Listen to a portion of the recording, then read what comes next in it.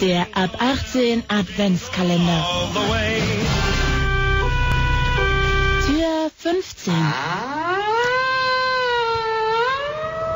Das Türchen Nummer 15. Und die Redaktion hat uns gesagt, es wird heute ganz, ganz einfach sein, das zu erraten. Und insofern sagen wir ohne Angst Hallo. Hallo. Schönen guten Abend.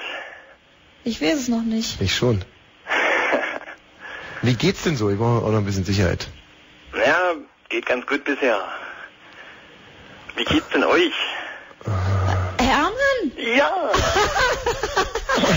In Thüringen? Das ist so schnell? Ich hab gedacht, naja, willst du noch nicht unterstellen, dass er sechselt, aber dann... Ihr bestes Pferd im Stall vergessen kann?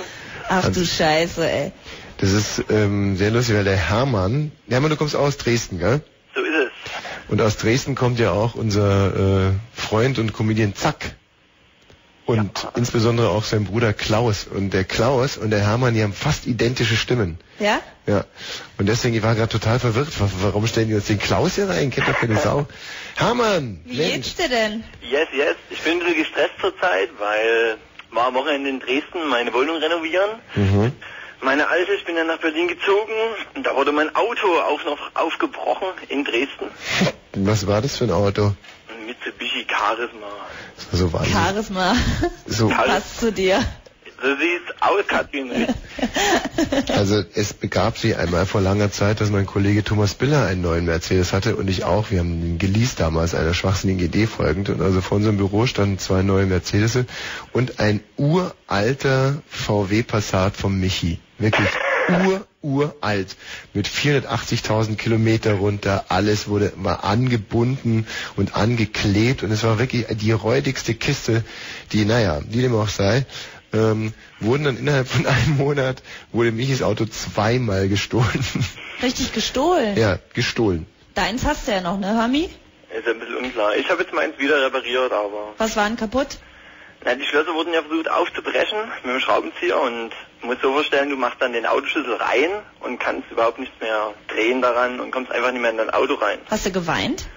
Ich habe natürlich 2 Tage geweint. Ich schwöre, dass ich meine Kraft dem Wohle des deutschen Volkes widmen, seinen Nutzen mehren, Schaden von ihm wenden, das Grundgesetz und die Gesetze des Bundes wahren und verteidigen, meine Pflichten gewissenhaft erfüllen und Gerechtigkeit gegen jedermann üben werde.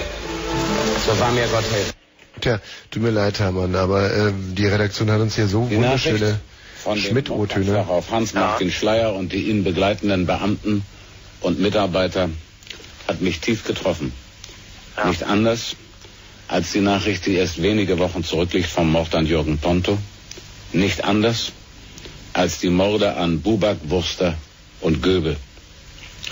4 Tote, Bürger unseres Staates, verlängern seit heute Abend die Reihe der Opfer von blindwütigen Terroristen, die, wir waren uns darüber stets im Klaren, noch nicht am Ende ihrer kriminellen Energie sind.